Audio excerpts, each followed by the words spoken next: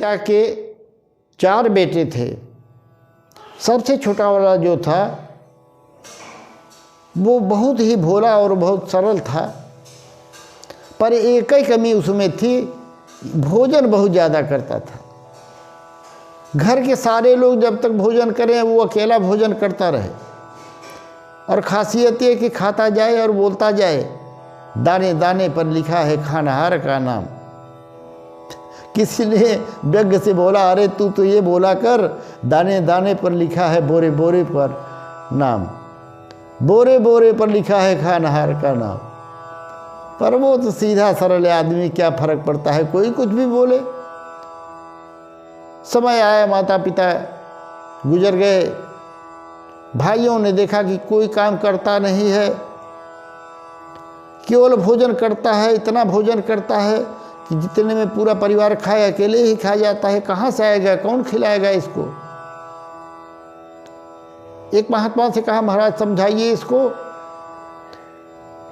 ये बहुत खाता है। महाराज ने कहा, महात्मा ने, जितना इसका खाता है उतना ही खाता है, खाते से अधिक कोई नहीं खाता। अरे भैया, किसी किसी को शुगर होती है ना, तो जीवन भर जब खूब मीठा खाता है तो उसका खाता समाप्त हो जाता है।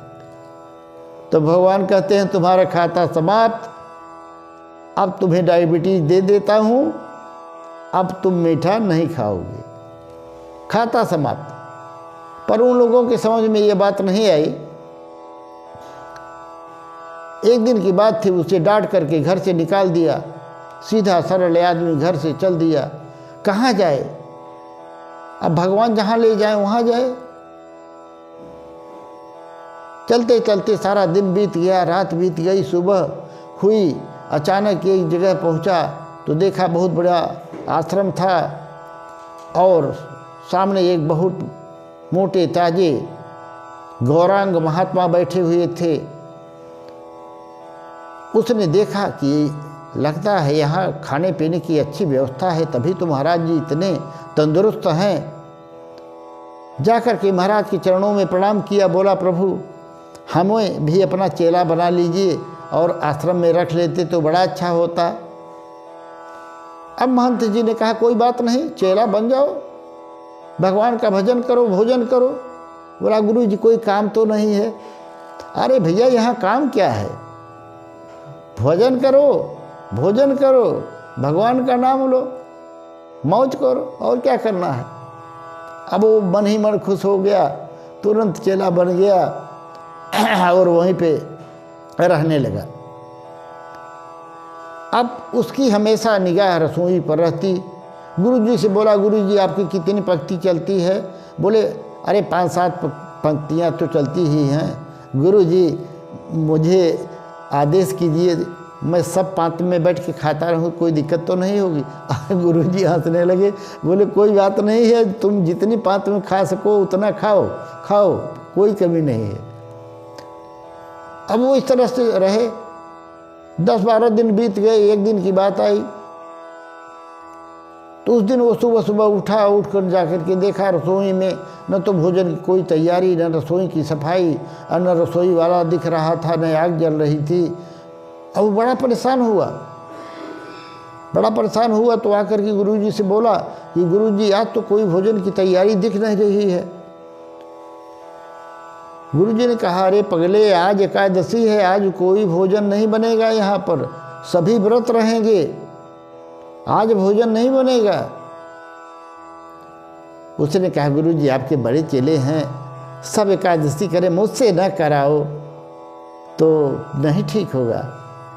गुरुजी मुस्कुरा दिए, ठीक है, कोई बात नहीं है, अगर तुमसे भोजन वगैरह नहीं रह जाएगा तो कोई बात नहीं है, तुम मत रहो, पर यहाँ तो भोजन बनेगा नहीं। तुम एक काम करो, सारा भोजन की सामग्री लेकर के गंगा तट पर चले जाओ, और गंगा तट पर जा कर के और वहाँ पर पहले भोजन बनाने के बाद भगवान को भोग लगाना, और भोग लगा करके तब प्रसाद पाना। अब वो गंगा तट पर गया, भोजन बनाया, स्नानादि के बाद, और आंख बंद करके भगवान को बुलाने लगा, भगवान आइए, मेरे राम आइए, मेरे भोजन का भोग लगाइए। मेरे राम आइए, भगवान आइए, मेरे भोजन का भोग लगाइए। और जैसे ही आँख खुली तो देखा भगवान राम और जानकी जी बैठे हुए हैं। उसने देखा ये कौन है।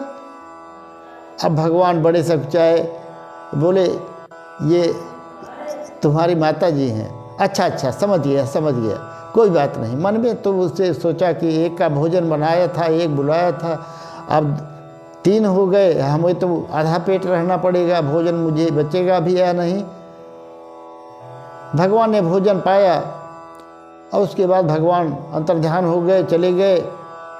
जो कुछ बचा था थोड़ा बहुत भोजन उसने भी पाया, वापस आया आश्रम और दोबारा एकादशी पड़ी। तो गुरु जी से बोला, गुरु जी देखिए भगवान का कोई ठिकाना नहीं, बुलाते एक को हैं, आते 2 हैं 3 हैं, तो ऐसा करिए मुझे भोजन बढ़ा करके दीजिए। गुरु जी ने सोचा कुछ भी करता होगा, दे दो कोई बात नहीं। कोठारी से बोला दे दो, उससे 2 आदमी का जितना भोजन मांगे दे दो, कोई बात नहीं, ले जाए। अब वो फिर भोजन लिया 2 आदमी का और अपने हिसाब से गुड़ घी चीनी साग सब्जी आटा सब लिया, सब लेकर के गया, स्नान किया, भोजन बनाया। अब उसे मालूम था कि आएंगे 2, तो बोलने लगा फिर, मेरे राम आइए, मैया साथ लाइए, मेरे भोजन का भोग लगाइए। भगवान आइए, मेरे राम आइए, मैया साथ लाइए, मेरे भोजन का भोग लगाइए। और जब आँख खोल के देखा तो लक्ष्मण जी भी साथ थे। अब वो फिर चिंता में डूब गया और भगवान से बोला ये कौन है। बोले भाई देखो मेरे सगे भाई हैं, लक्ष्मण जी हैं। अब वो सोचा चलो भगवान के भाई हैं तो ये भी पा जाए, आज भी हमें थोड़ा कष्ट होगा, कोई बात नहीं। अब तीनों ने प्रसाद लिया, भगवान ने भोग लगाया, उसके बाद भगवान चले गए। वह भी आधा पेट भोजन जो कुछ मिला करके वापस आया आश्रम में। अगली एकादशी पर बोला, गुरु जी देखो भगवान का कोई ठिकाना नहीं, योग को बुलाओ 2 आते हैं, 2 को बुलाओ 3 आते हैं, आप पता नहीं कितना आएंगे। गुरु जी के माथा ठनका, शायद हो सकता है ये ले जा करके सामग्री बेच देता होगा, इसके मन में लालच आ गया है, लोभ आ गया है। कहाँ भगवान भोग लगाने आते हैं, हम लोग भोग लगाते हैं, भगवान कहाँ खाते हैं, ये कैसी बात कर रहा है। गुरु जी को शंका हुई पर कोठारी से बोल दिया कि जितना सामान मांगे इसको दे दो, ले जाए। और मन में गुरु जी ने ठान लिया कि आज इसकी परीक्षा करूंगा कि वास्तव में भोजन का करता क्या है, सामग्री का क्या करता है, ये बेचता है कि भोजन बनाता है कि भगवान आते हैं, क्या राज है, इसको आज मैं जरूर देखूंगा। वो सामान लेकर के सब चला और सारा सामान लेकर के गया और गया गंगा पर स्नान किया। स्नान करने के बाद बैठ गया ऐसे ही। आज भोजन बनाया नहीं, मन में सोचा मुझे भोजन मिलना ही नहीं है तो मैं बनाऊं क्यों। वाई अपना खुद बनाए, खुद भोजन पाए। और ऐसे ही बैठ करके ध्यान लगाया, आंख बंद करके, और फिर बोलने लगा, मेरे राम आइए, मैया साथ लाइए, भैया साथ लाइए, मेरे भोजन का भोग लगाइए। मेरे राम आइए, मैया साथ लाइए, भैया साथ लाइए, मेरे भोजन का भोग लगाइए। आँख खुली तो देखा पूरा राम दरबार हाजिर। गुरु जी झाड़ी में आकर के छिप कर बैठे थे, उसकी सारी वार्तालाप सारी बातें सुन रहे थे, पर उन्हें कुछ दिखाई नहीं पड़ रहा था। राम जी ने कहा कि भोजन बनाया नहीं और बुला लिया पहले से। उसने कहा जब भोजन मुझे बचेगा ही नहीं खाने के लिए, भूखा ही रहना है, तो मैं बनाऊं क्यों? आप ही लोग को खाना है तो आप ही बनाइए, आप ही खाइए। भगवान मुस्कुराने लगे। न जाने कौन से गुण पे दयानिधि रीझ जाते हैं। प्रभु की कितनी कृपा भक्त वत्सलता है, उसकी सरलता पर रीझ गए। अब माता जानकी रसोई में गई, हनुमान जी सफाई करने लगे, भरत जी सामान ले आने लगे, लक्ष्मण जी भी मदद करने लगे, शत्रुघ्न जी भी रक्षा करने लगे रसोई की चारों तरफ से। भगवान राम बैठे मुस्कुरा रहे थे। भोजन बना माता सीता की रसोई और सब लोग भोजन पा रहे हैं। और ये सारी बात गुरु जी सुन रहे थे और वहाँ से निकले, झाड़ी में से आए, अपने शिष्य को देखा, बुलाया, इधर आओ। हाँ गुरु जी, बोलिए क्या बात है? अरे किससे तुम बातचीत कर रहे हो? कौन भोजन कर रहा है? कहाँ से बातचीत है? मुझे सुनाई तो पड़ रही है पर दिखाई कुछ नहीं पड़ रहा है। उसने कहा अरे गुरु जी, पूरा भगवान का दरबार भोजन कर रहा है। माता जानकी हैं, लक्ष्मण जी हैं, भगवान राम जी हैं, भरत जी हैं, शत्रुघ्न जी हैं, सब कुछ हैं, बजरंग बली हैं, आपको दिखाई नहीं पड़ रहे हैं। गुरु जी की आंखों में आंसू आ गए। बेटा मुझे कुछ भी नहीं दिखाई पड़ रहा है, अपने भगवान से कहो मुझे भी दर्शन दे। अब उसने भगवान राम जी से कहा प्रभु आप मेरे गुरु जी को दर्शन क्यों नहीं दे रहे हैं? मुझे दिखाई पड़ रहे हैं, मेरे गुरु जी को क्यों नहीं दिखाई पड़ रहे हैं? भगवान राम ने कहा कि देखो तुम जितने सरल हो ना, उतने सरल तुम्हारे गुरु जी नहीं। तुम्हारे गुरु जी को भक्ति क्या नाज है, तुम्हारे गुरु जी को महात्मा स्वाध्याय तप का नाज है, अभिमान है। उतनी सरलता नहीं है जितनी सरलता तुम में है। मित्रों, सरल का अर्थ जानते हैं? स माने सीता, र माने राम, ल माने लक्ष्मण। सरल, जिसमें सरलता आ गई उसमें सीता राम लक्ष्मण अपने आप आ जाते हैं। सरल हृदय नहीं मन कुटिलाई, भजत कृपा करी है रघुराई।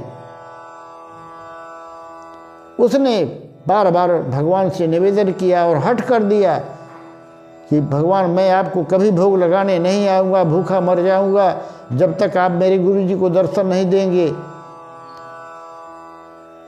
प्रभु प्रसन्न हो गए और चमत्कार हुआ। गुरु जी को भगवान दिखाई पड़ने लगे, पूरा राम दरबार का दर्शन हुआ। गुरु जी धन्य हो गए, शिष्य के चरणों पर गिर गए। आज तुम्हारे कारण मुझे भी भगवान के दर्शन हुए।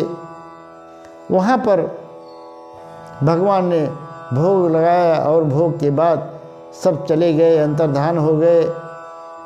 शिष्य को लेकर गुरु जी आश्रम पर आए और बहुत उसकी सराहना करने लगे। धन्य हो बेटा तुम, आज तुम्हारे कारण मुझे भगवान का दर्शन हुआ।